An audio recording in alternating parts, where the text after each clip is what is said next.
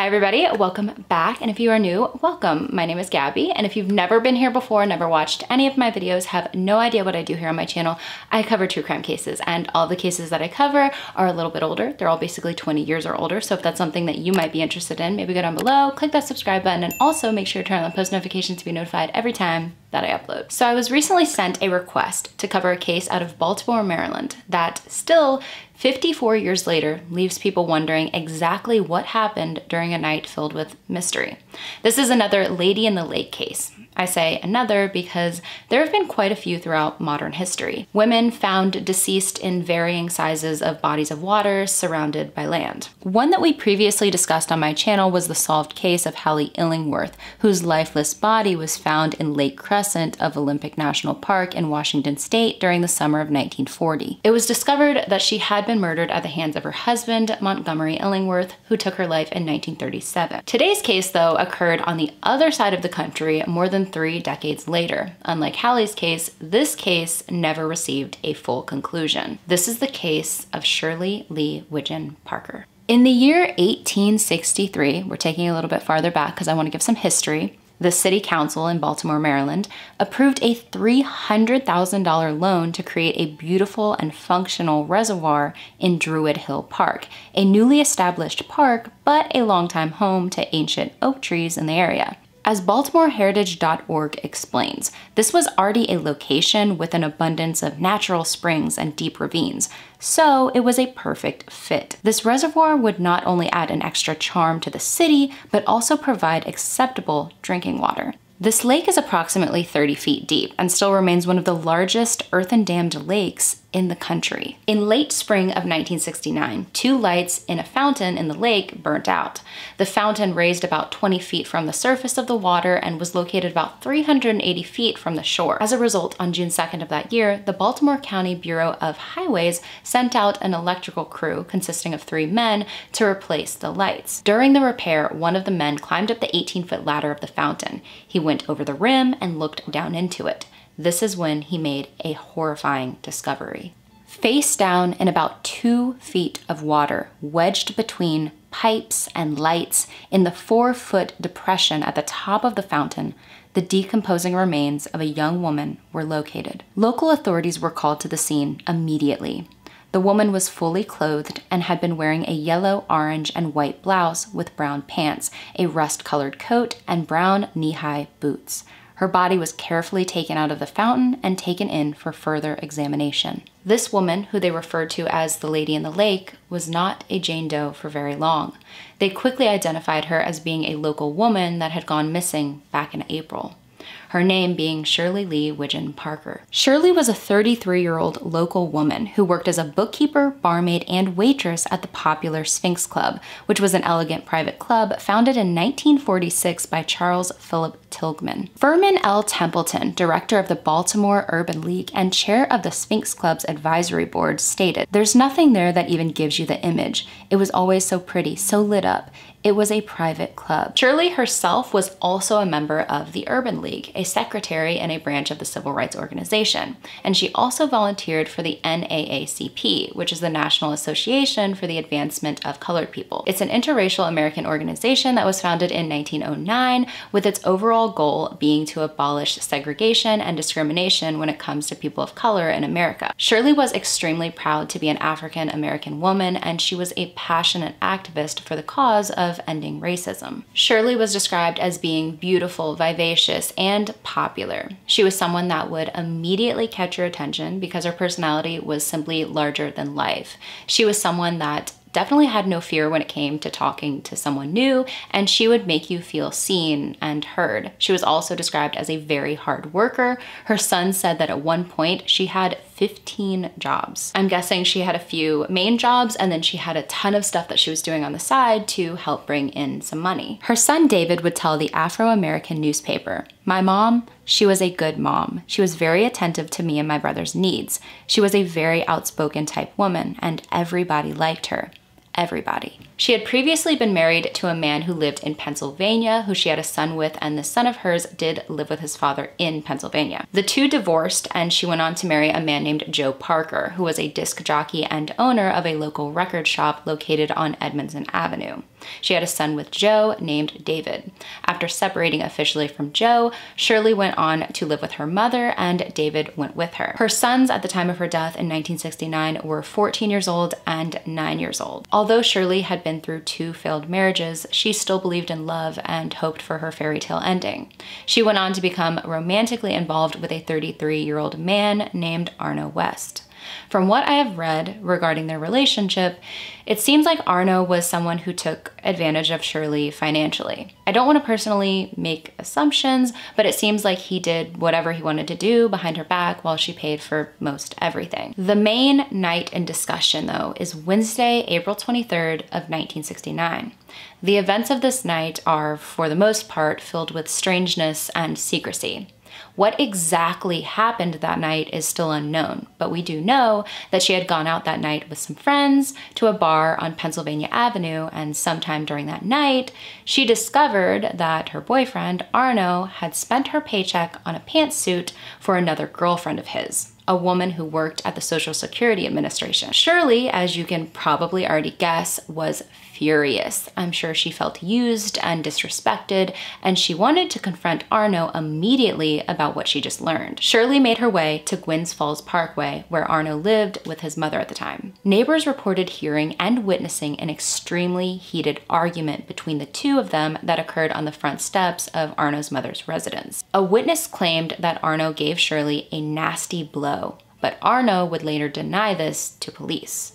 After a little bit of time passed and Shirley seemed to have gotten out most of her anger regarding the suspected cheating, the two of them calmed down. From there, it seems like they got into Arno's vehicle and took a drive. They decided to stop at another bar and met up with some friends, then left the bar to drive around some more. From my research, I could not find any information when it came to their friends, and if any of their friends that night said that they were still arguing when they saw them. After driving around the area a bit, Arno would say that Shirley asked him to drop her off near the lake at Druid Hill Park. This was around 2 in the morning.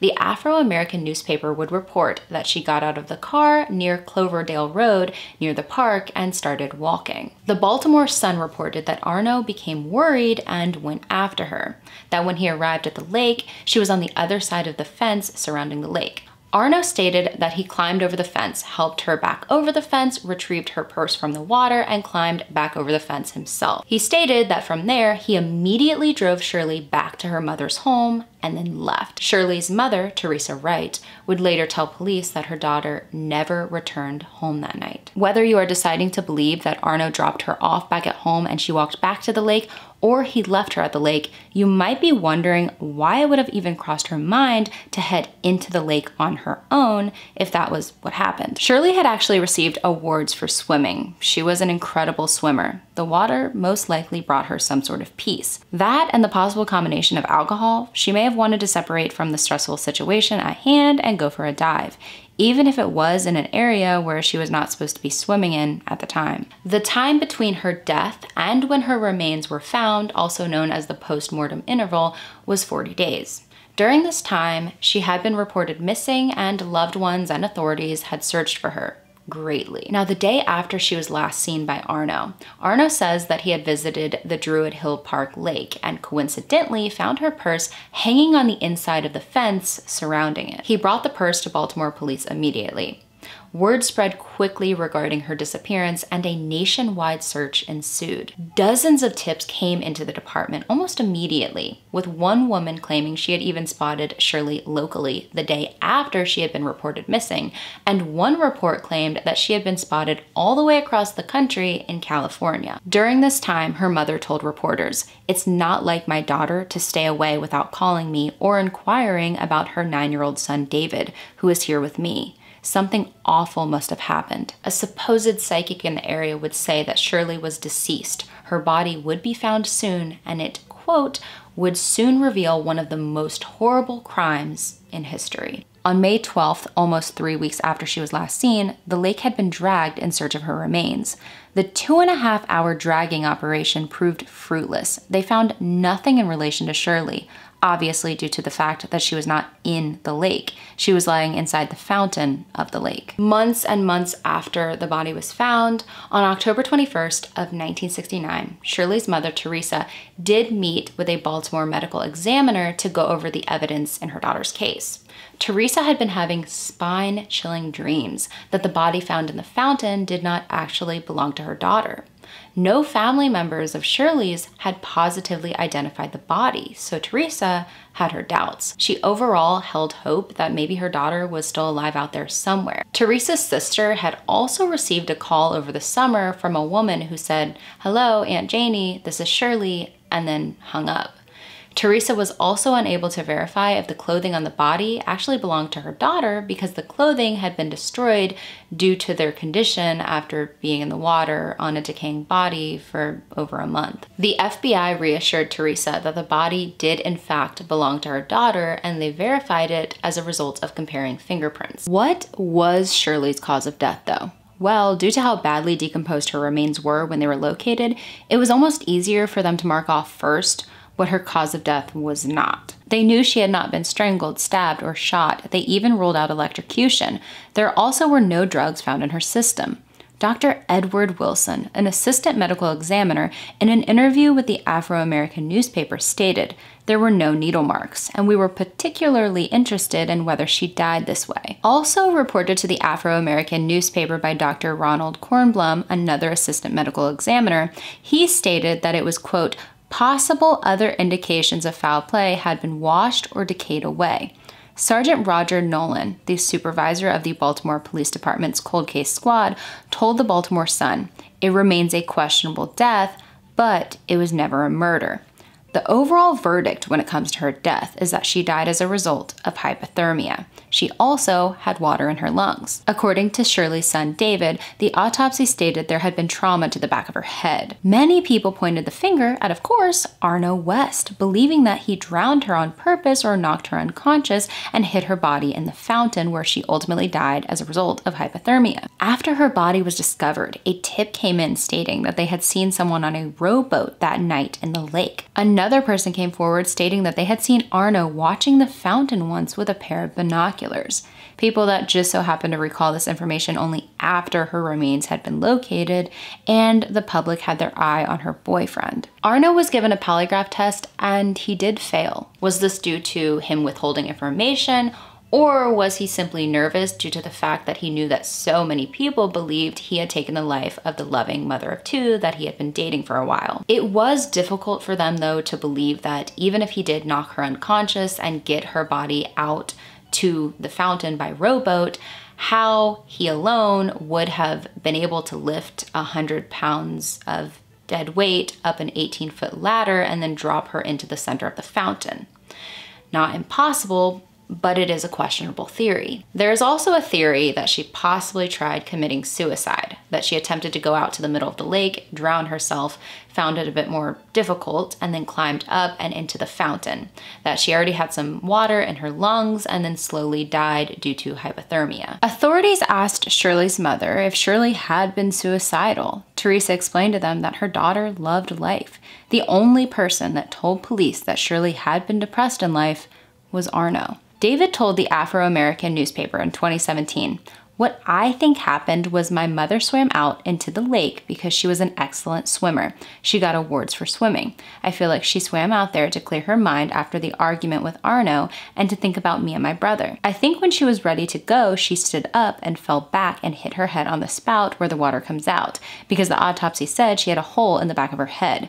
I think she hit her head and fell back and was unconscious, and with the water coming down on her, she drowned." He goes on to say, "I just want some closure. Even if they say anything to pacify me. I have 6 children asking about their grandmother, and I can't give them no answers." But David does not believe Arno was responsible for any foul play. He said that Arno had been so affected by everything that he had actually gone into a psychiatric facility as a result. David says that he does not want to officially reopen the case and add any more trauma to his family, but he wants something to occur to symbolize his mother. David stated that it would mean something if even they turned the lights on in the fountain of the reservoir for her one night, or possibly renamed Druid Hill Lake Drive to Shirley Parker Way. Something to keep her memory alive. She was such a proud member of the city of Baltimore. It would only be appropriate if she is memorialized by the city in some way. When it comes to this case, there are so many aspects of it that have left me scratching my head.